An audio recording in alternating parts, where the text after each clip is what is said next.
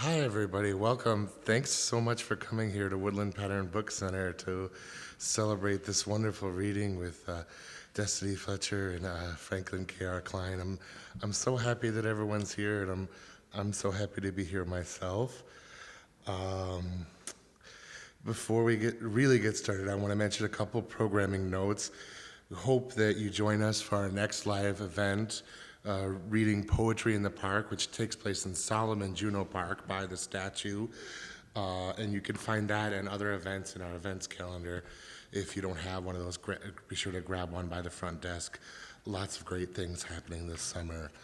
And I would also like to mention that we acknowledge that in Milwaukee we live and work on traditional Potawatomi, Ho-Chunk, and Menominee homelands, along with the southwest shores of Michigamme, part of North America's largest system of freshwater lakes, where the Milwaukee, Menominee, and Kinnickinnick rivers meet, and the people of Wisconsin sovereign Anishinaabe, Ho-Chunk, Menominee, Oneida, and Mohican nations remain present today. We further acknowledge the grave evil colonialism introduced to these lands through genocide as well as slavery, but also via racist and xenophobic beliefs, laws, and practices that continue to inflict harm upon Black, Brown, and Indigenous lives. We honor those who have lived and do live now at these intersections of identity and experience and are committed to the active dismantling of white supremacy. Again, thank you so much for being here. I am so excited to be hosting these two incredible poets, and thank you for joining us out in the internet land as well. But maybe I'll say less and just I'll quickly introduce our first reader tonight, and then we'll carry on with some wonderful poetry. So. Franklin K.R. Cline is the author of So What and the Beatles Second Album, both via Vegetarian Alcoholic Press. An enrolled member of the Cherokee Nation, he is an educator in Kansas City, Missouri, where he lives with Six and Olivia. Franklin's poetry is one that is both haunted by the right now of the right now and a reckoning with the history that has brought us the conveniences and complacencies of consumerism made possible by a cruel colonial past.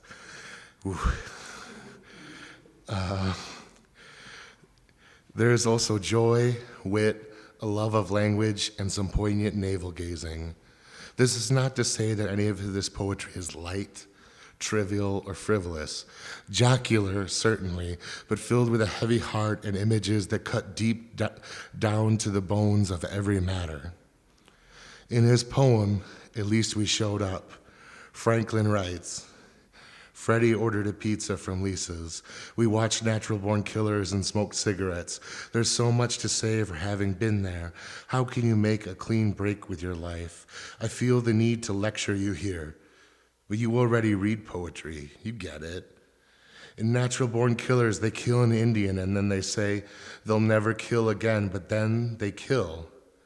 Robert Downey Jr.'s character, who does have it coming. Recently, I did that quick fall in love. She wouldn't go to places we shared, and I wondered what that means for protests.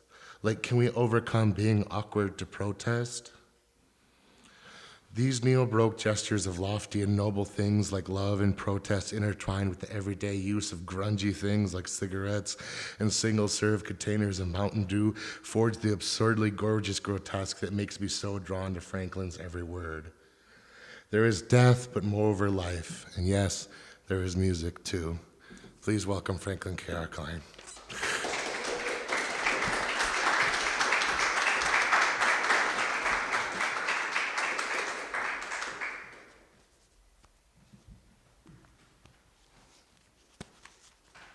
The national anthem.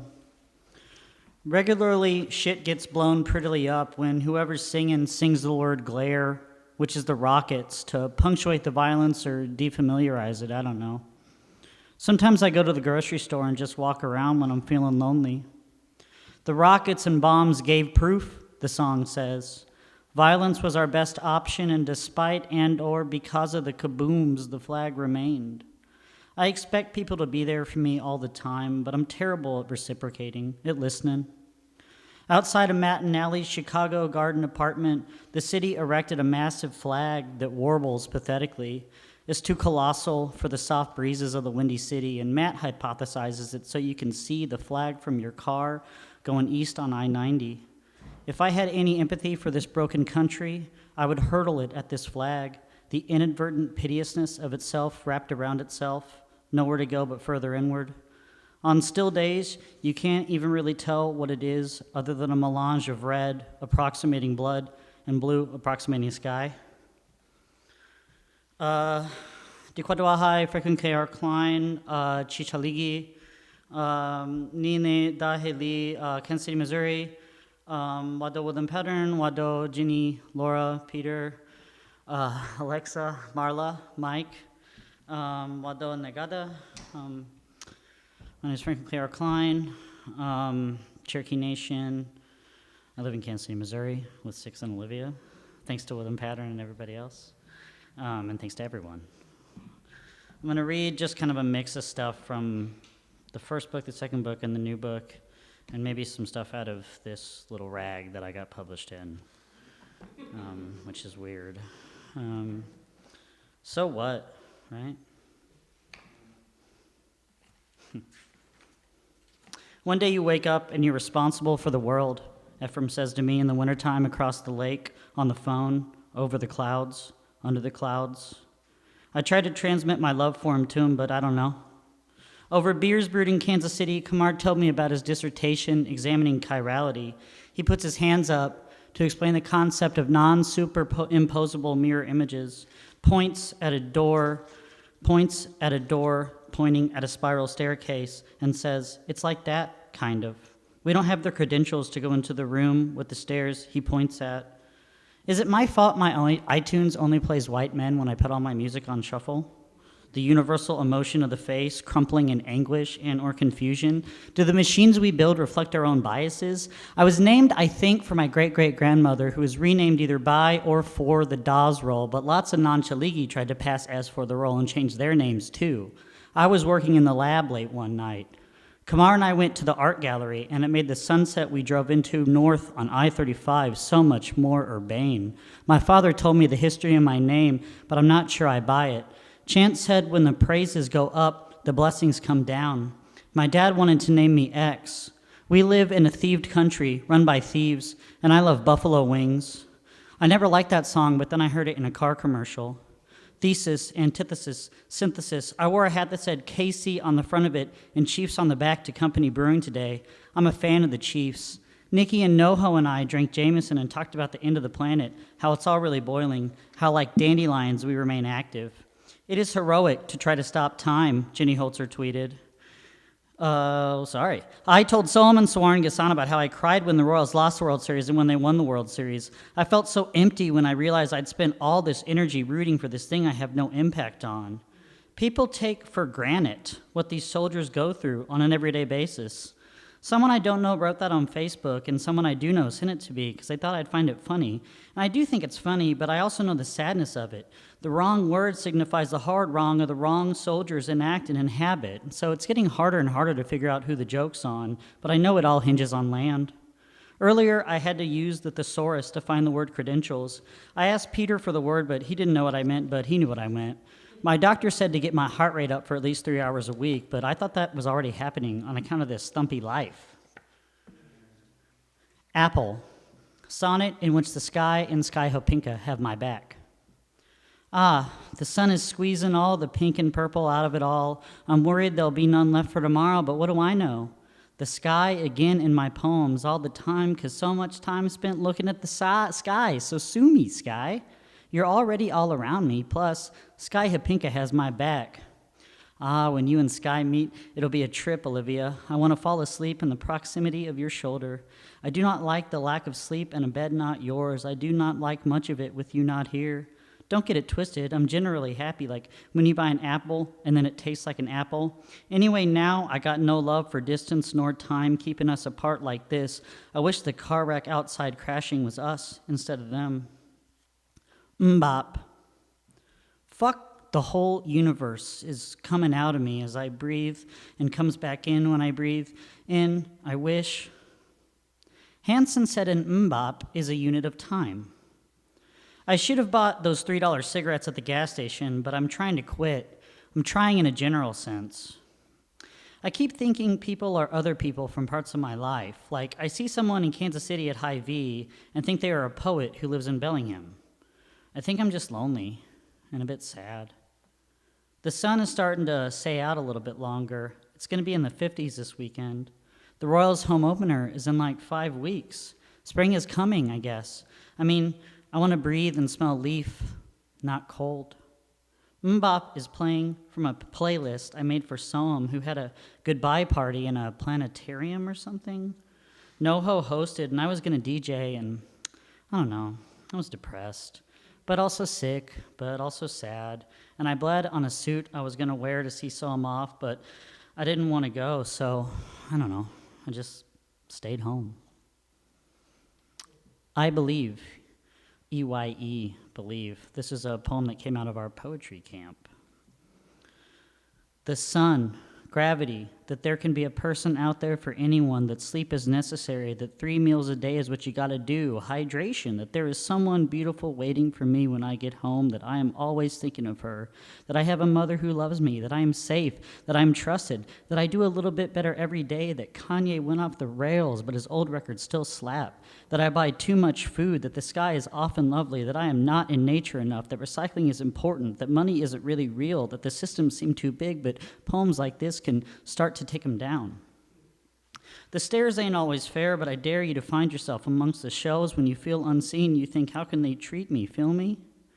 Pink, purple, lavender, eggshell white, mayonnaise, yellow, green, jade, midnight blue, kinda blue, navy blue, orange, white, black, burnt sienna, cyan, turquoise, magenta, rose, hot pink, sunny day, Cheez-It orange, Powerade orange, red, gold. You can go out and take your voice and say something about it. I peer through the glass, inward and outward. I often think of what I would be like if I were someone else. A sky screams across a cloud which gets blue for now. I'm so in love and thrilled for Vernette, too. 2 teachers in love. If we never walked, I might never have been born. Would I give myself up for my people? No trail of tears might mean no me, but more us, a trade-off.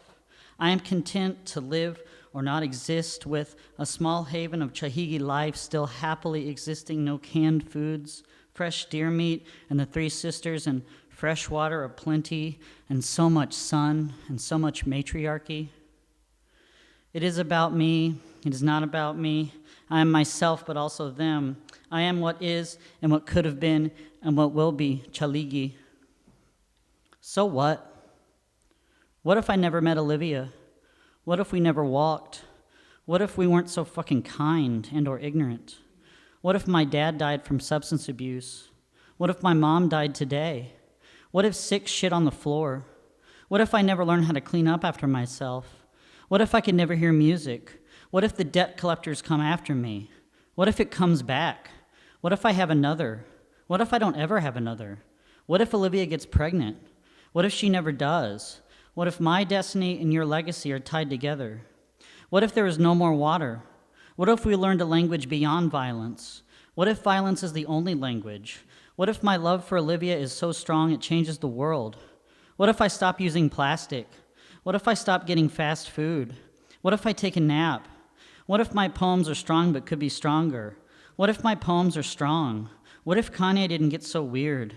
What if I cut sugar and salt out of my diet? What if I go gray? What if the world was more beautiful because I pushed it that way? What if I stop eating fast food? Ideally, I would have a garden I eat out of mostly, maybe raise some chickens, but then I'd have to learn how to kill. The chicken I eat right now is from somewhere I don't know, killed by someone I don't know, given to me by someone I don't know. I like listening to sports radio in the drive-thru. Sometimes when I feel lonely, I go to the drive-thru. Even when I'm not hungry, it makes me feel good to be amongst the people in their cars. So what? The Royals came back from a 7-1 deficit. Moose shellacked a 2-run homer and made it 9-7. Before the evening, I got high and read lunch poems. We are dying. The sun spread its pink fingers. I went to dinner and there was a wait, so I got a drink across the street. Anytime anything negative happens to a person in power, they deserve it. It was happy hour. Somewhere an animal killed another animal. Meanwhile, we brought groceries. The earth, slowly heating beneath our feet, yoked us together. Gunshots! Gunshots! I played records all day amongst the cats fighting. Now the lights are on. I pulled off the curtains in the living room because I don't like them, and Freddie put them back up because he likes them. The Warriors might sweep the Cavaliers. It is all stolen. I haven't shoplifted in years. I miss it.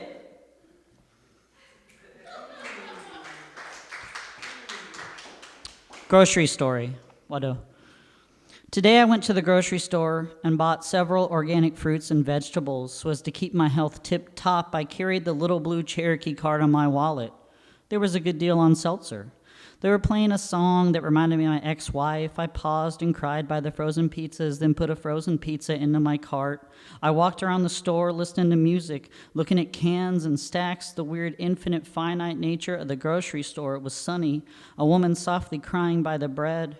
I am never more alive than when I am filling up my cart.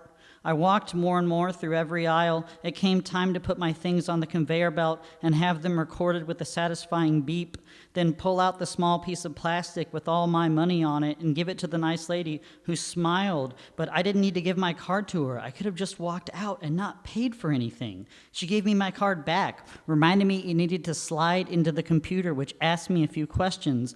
A man put my things into a plastic bag for me. I got into my car on the stolen land, and on the radio they were discussing the Treaty of Nilachota, which is the treaty that was signed that basically instigated the Trail of Tears. Echolocations, after Gerald Visner, with a line from Shakira. As I name-tag through life on Took Land, I send out echolocations of confusion and gratitude to everything that can receive it. The big ladder, the little ditch, constellations made from shifting satellites named after the children of the wealthy for birthday presents, chairs made for sitting unsat in, clouds move if you look or not. There will be a point of time in which boxes will hold everything you own. Some frog hops into a pond, and if you're some combination of good, lucky, dead, you've got one hell of a hell. Underneath your clothes, there's an endless story. The little ladder, the big ditch, whichever you think is better, is better. Creation, which comes from a painting by Janine Hornbuckle. You can find it at the National Museum of the American Indian, located in our great nation's capital. Creation. A bit packed up here, isn't it? Let's make the earth. The beetle's body shows the world in ways words can't. The water ripples in ways water can't. In the animal's body, we find ourselves.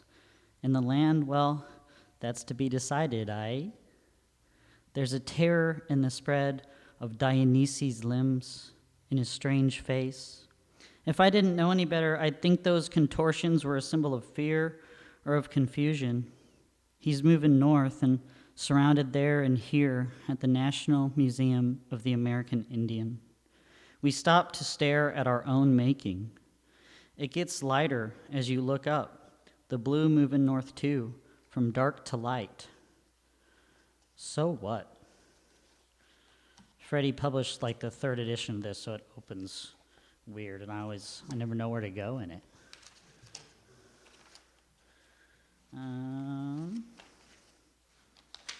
This one's good. So what? Big ringer, all the killings, how little so many wants to say against, but how big when of course so many do say against. My reflex is always to say, I don't know, like getting my knee whacked at the doctor, or how the ground got so hard so quick after the rain. It went down to 57 degrees. A big sigh. I mean, how else to keep reiterating the stolen and murder? It just keeps going, on and on. I mean, really, anything. The less they know, the better. Today, I listened to a woman recite a poem. It was so true and beautiful. She raised herself up into and became the poem. And I never believed in anything more than everything she said. Franklin K.R. Cline walks into a bar. Sonnet with a line from the Young Rascals.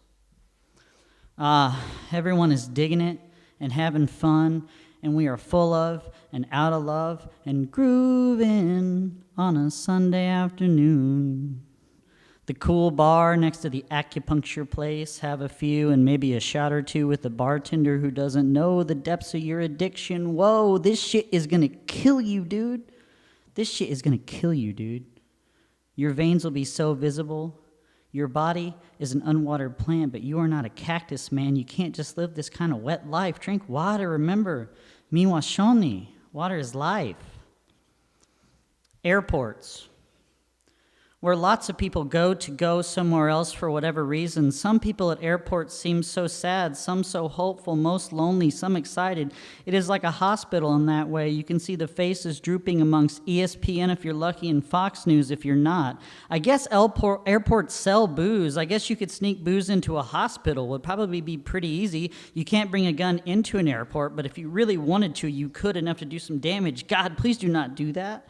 Please do not harm anyone other than yourself, and even then, only harm yourself to the extent to which you will not harm anyone else who loves you.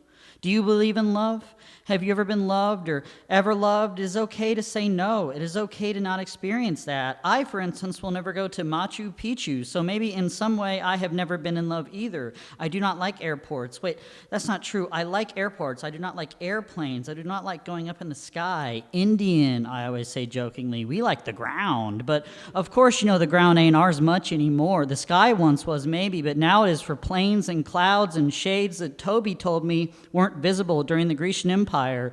Toby said to me over a Subway sandwich, climate change has changed the color of the sky, and Homer's wine dark sea is not something I didn't care. Sorry, Toby. Who we were once, who are we? Airports are a chance to be nobody. I like being nobody. I love to be anonymous, but I also love to be recognized amongst the small puddle of my friends. The beers are too expensive in airports. It is a strange captivity. The food is too expensive and also not very good. I am tired and hungry, even though I just ate a tuna salad sandwich we made Sunday, so the tuna was going to go bad, and I should just make another one to save money, but the one I had was not very good, and I don't want another. This is a problem with Earth. This is why we go into the sky, right? To get away from the mundane, however briefly. To be anonymous is either comforting or terrifying, but one thing we do on an airplane is hope we land alive, which is a we, not an I. Good year. Wado. How am I doing? Like 1 or 2? 1 or 2. Sounds great. I'll do 2. Fools. As it is, the grocery store doesn't taste like anything, so it's just guesswork and memory, I guess, which is some kind of guesswork. What's that called? An educated guess? Well, I am educated and guessing all the time. I am an educated guess with lungs and synapses and a cat for whom I am buying food that I can guess tastes like whatever a cat would like, fish or mice. It says salmon flavored, but to my knowledge, she's never had real salmon, so how does she know what salmon tastes like? It should be flavored like this, like her stomach or the dry patch on her back. She licks those a lot. She seems to like that, I guess. Someone in the store was wearing a shirt advertising GodHatesAmerica.com, which is a website about how God hates America because there are gay people in America. If there is a God or an America, God made it in its own self-loathing image, just like me. I am God-flavored, another one of the drooling fools waiting in line to buy our dinner, eyeing the candy bars, taking pleasure in our memories of eating them, putting one in the basket to live it again. The flutter of heaven fools us unrepentantly, makes us forget how nice candy can be here on earth. Thank you. I'm going to read, this is the most recent poem I've written. It's called Blackberries, with a line from Robert Haas.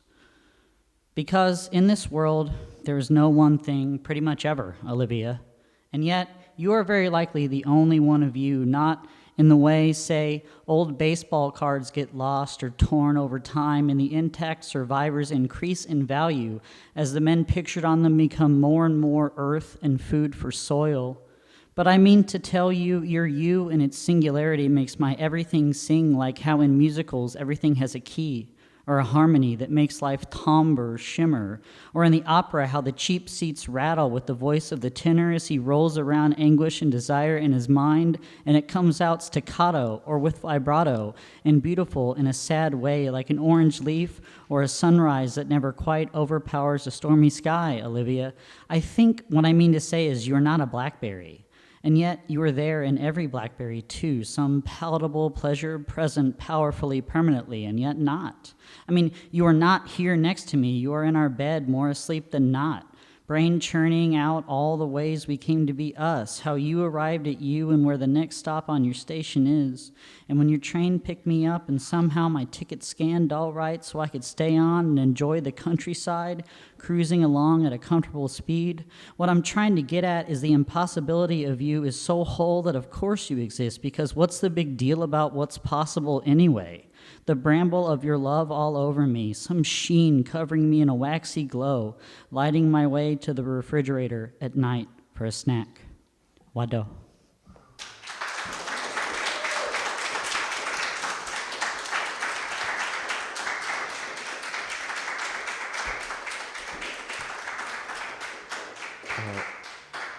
I know I speak for all of us here at Woodland Pattern that it's so great to have our former board member and poetry camp instructor and so much else back here in this space with in Woodland Patterns. Thanks, Franklin.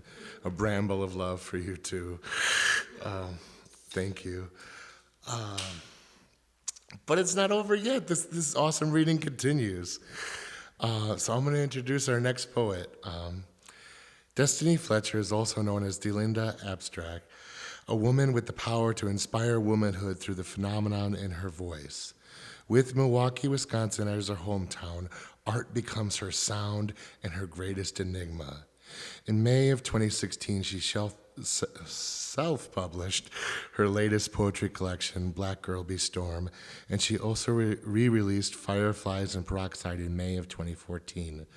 Her newest poetry title, Submerged on Drowning, will be released on July 15th, but pre-orders start tonight. Please see this wonderful poet for more details. A little bit more about Destinny. She continues to rock stages the many cities she touches. She's a spoken word artist, actress, advocate, and survivor, representing womanhood, body positivity, and self-awareness. And if I could add, Destinny's poetry is at once filled with powerful images that tremble the chambers of your heart and a powerful lyrical voice that soothes and commands attention, love, and respect. Her poems fill your lungs and then they fill your head. In the eponymous poem from her stellar Black Girl Be Storm, Destinny writes, "Black girl, be queen, preach your name in all caps so they know not to fuck you. Call every person that has ever failed to keep it real and tell them it was worth the ride. Appreciate you. Let the world know that you are not destroyed, that you are standing with one foot on the ground and the other foot up someone's ass. Black girl, be storm. Be destined for immortality. Paint the skies across nations. Rock your thunder. Hear your roar." A thunderous refrain of confidence and empowerment guides the reader through these poems and leaves them filled with wonder and hope and joy. Destinny often says that I get her in trouble with books. That is, buying too many books. Like, I change the displays, and like every time I do, she comes in the next day. But I'd like to say that Destinny and her work are proof that books can indeed be good trouble. Please welcome Destinny Fletcher.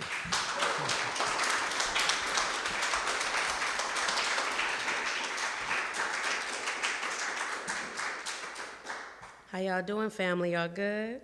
All right, it's good to be here. Thank you so much, Peter. I almost started crying. We was not gonna have me up here for a second. I'm gonna start off with a few poems from Black Girl Be Storm, and then I'll jump into a few poems from the new book as well. So we'll start off with the story she tells. If my hair could tell stories. She would speak volumes. Tidal waves through bridges that runneth over. Curse the avalanche in her tongue. She would only speak in tongues. She would speak in the language she's from. Disobey the melanin they claim her to be. Spite the order they believe she can see. If my hair could tell stories, she would spit fire at your feet. Ground your presence every time she speaks. She speaks to me. Evolution, power, revolution, devour. My hair is a protest, a march between my curls, a nation within my scalp, a flag launched within my naps. If my hair could tell stories, she would show you the battle damage, clip her stripped ends and twist out her shouts. She has never been straightened out, been pulled and yanked but curly nonetheless. Yes, she is beautiful. Yes, she is strong. Yes, she is woman. Foretell the secrets to her black, prophesy her fortune between her parted seas. The God she speaks, greased and rough around her edges. If my hair could tell stories, she would cry, laugh until her follicles sway together, frown with persistence in her tone, smile while she grows. Watch her grow, watch her glow, shimmer. Rewind the details and repeat her song. My hair tells me stories, and I will never stop listening. Thank you.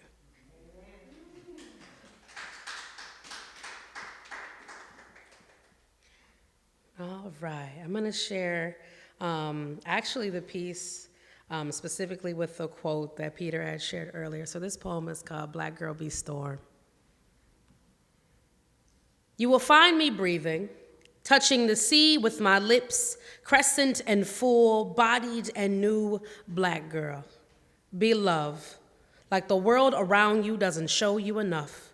You will soar among stars and find God in your fro, find him spreading your curls to full blend. Tell him it was sweet. He will say things that you have never heard of, like being strong or independent or black is beautiful. Black girl, be here. Exist in your world of light. Salt to your womb provides such leverage. They will tell you not to love you. They will tell you not to love you. They will make you vulnerable with their insults. Do not pressure. Do not jump. Do not crash. It is you we are speaking of. Black girl, be queen. Preach your name in all caps so they know not to fuck you. Call every person that has failed to keep it real and tell them it was worth the ride. Appreciate you. Let the world know that you are not destroyed, that you are standing with 1 foot on the ground and 1 foot up someone's ass. Black girl, be storm.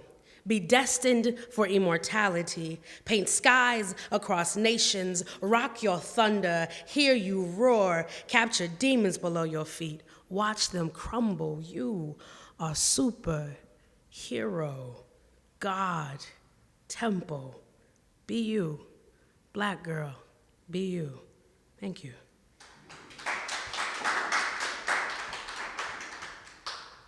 I'll read this last piece from this book. I can probably do this one. Let's do that. So this poem is called I Am Woman, a declaration to Eartha Kitt, Nina Simone, and Grace Jones.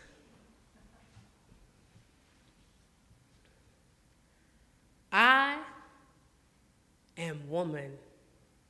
Canceled by your fears and your doubts, do you speak diction? Has your words ever carried oceans and planted islands? Does your memories provide notion? Is it a world without me in it? You will remember me.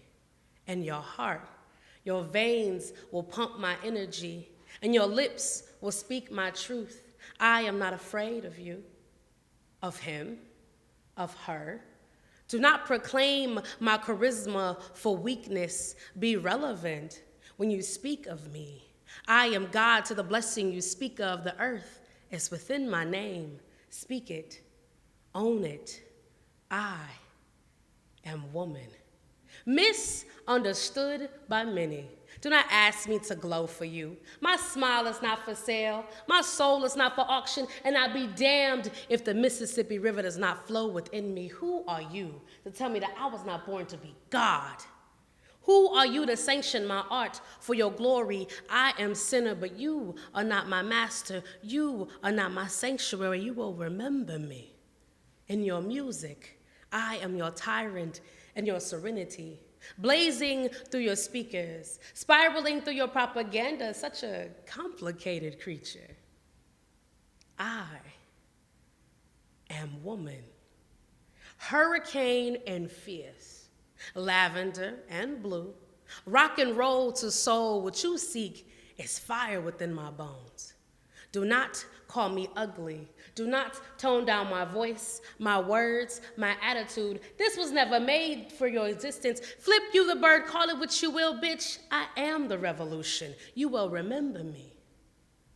Here I am, black, woman, power, God, femininity, love, or leave me. Thank you.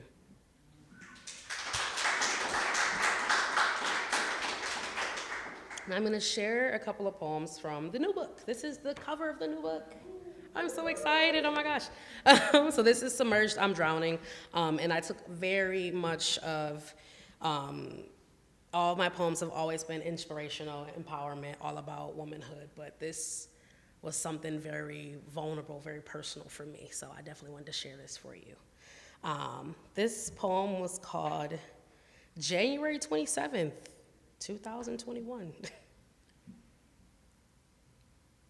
I lost my train of thought yesterday, contemplated on being alone when it happened, upset myself when it left me, standing there, stranded, made my mind circle him again, made me reminisce the gentle kisses and touching and frequently fucking, stripped me of my enigma and portrayed a love like this, something tangible like this. Okay, I guess I'm catching feelings. Allow myself to wonder, trying to remain selfish, but his smile, his hands and mouth, and his taste keeps me circling, keeps me erasing the bad times, keeps me from staying angry and sad and regretful. And me, he told me he loved me. And I said it back. Thank you. All right. This poem is called The Beckoning. Flesh and bone and blood seeping into this soil for greater good, black body be a commodity. A contraband on missing t-shirts, a test tube for the big bucks, such savage, such display of pain, gravel, raw, needs to be contained, told my ancestors, be a contribution to this land, some freedom, a sacrifice of man, a warpath among brothers, a different kind of dozen, black body. You be a roaming cattle for slaughter. A trauma care form in the heat of politicians, the algorithm of oppression, the eerie haunting in society's ambition, black body. Do you mend and bend and contort until your cries become unhinged? When did you get so strong? When your womb had birth, nations such sick, such numb. Tell me, haven't you had enough of being too American? That your wounds cause internet sensations and blackface trends, black body. When they ask you if you are America's favorite commodity, tell them that you are not forgotten, not punctured for complications and despair, that your soul remains holy where God put you there. Such amulet, such care. Black body, be a demanding gold, a celebration of its own. How do you live if this is all you've known? A song so deep it creates a dynamic feat. Does this liberation come too close to home? Black body, You are grandmother's cooking. The drawn yellow sun in the corner of baby girl's picture, the tangerine in mama's kitchen, the settled vinyl blues playing when he came in for good. Black body, when America stops asking you to be its favorite commodity, finally, listen. Thank you.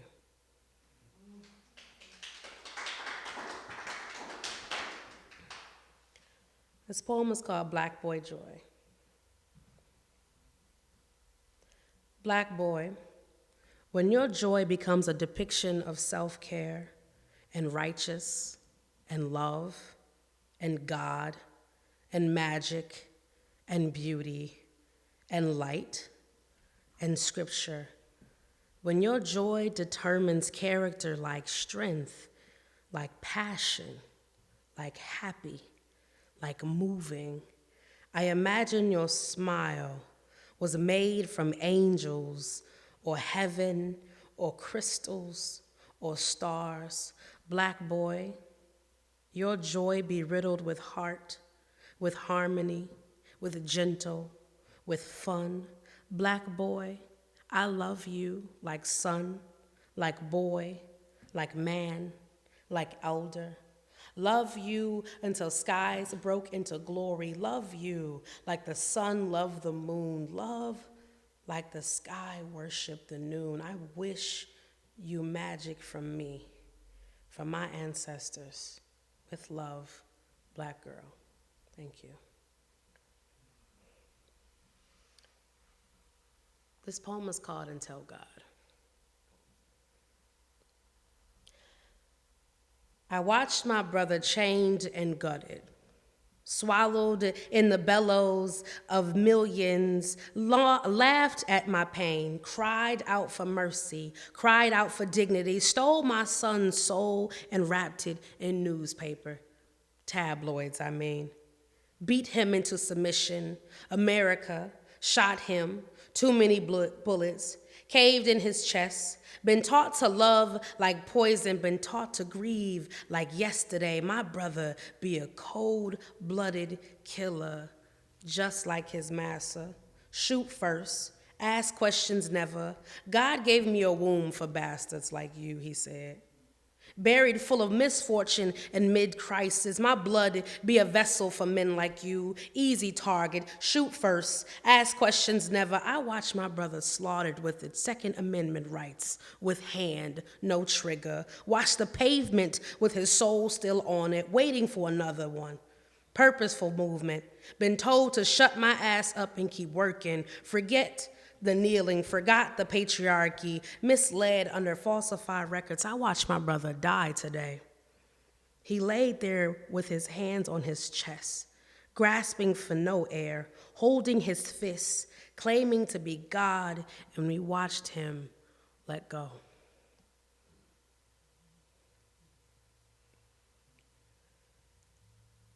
This poem is called Surviving Blame. He took me home, rode the bus to my front door only to take one back. Was afraid I'd get lost somewhere in the cracks of systems and alleys and forced hands like girls with no home training, something like that. They called them alley girls and misfits and Jezebels and mediocre hood rats, called them angels in the darkness, but a whore for a good time. He rode the bus home with me, as if to say that I would end up the stereotype to flaunt my curves and grown men pockets. Told me, you are too pretty to ride alone. Told me to never look into their eyes. Told me they like them thick. They think you want the attention. They think you want this. Even if you didn't ask for it. I asked for it, right? Said my nose and I'm sorry. It's like breath snatched from my lips. Was told not to look, but to take it. To be quiet, held down by force, but I asked for it, right? In winter clothes with baggy jeans and sweater tops and overcoats and tennis shoes.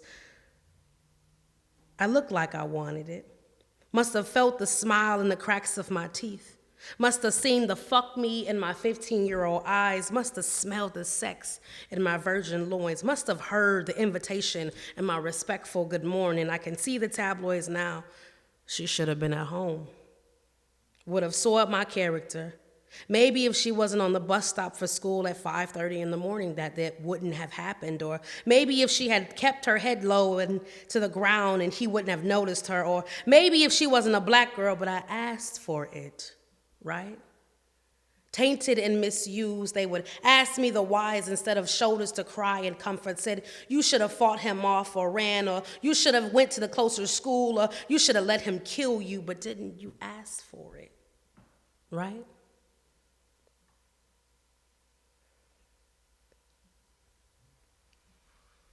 This poem is called Black Woman Rise. A soul like mine, I remember you like a wave, almost fatal, never stern, never too brief, just you, telling the world that you are unstoppable, telling the earth to breathe, to become one with your anatomy. We watch you dance into the stones of fire, kiss the architect they call woman. You love until the sky darkens. You swoon into the sunlight. You used to write poems about you, skin like crimson, taunting, as if they knew your stories, your shackles, your history. No man could tackle. You are the belly in the beast, the hunger of 1,000 songs, the scripture in a baby's thought. I knew you, knew your strength before they claimed invisible, knew your words before they were spoken for. I wrote a poem about you. Her stanza was a broken promise, and a love so black it left footprints in souls. I wrote a poem about you. A free verse so cold, the avalanche fell for you, black and unapologetic, magical and spiritually embedded. We call you woman. Birthing generations with your love bones, causing raptures with your tone. No wonder God made you a place called home. Black woman, I wrote this for you, praying that your lungs give you healing and your feet causes you to roam. You are the gift that they never own. Black woman, I wrote this for you. Thank you so much, Will and Patton. It's been such a wonderful time.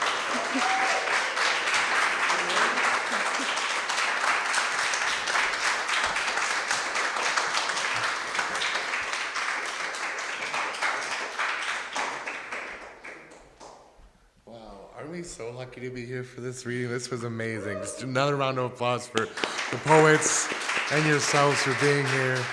Thank you. And I'd be remiss if I didn't mention that Franklin and Destinny are involved with our poetry camp. We just finished our first week, and we're going to have our second week next week. There's another showcase at 3 in Garden Park. If you can't see it in person, check it out online. Really, these incredible young people prove that they are not the poets of tomorrow, but they are the poets of today. So thank you again for being here, and have a great night.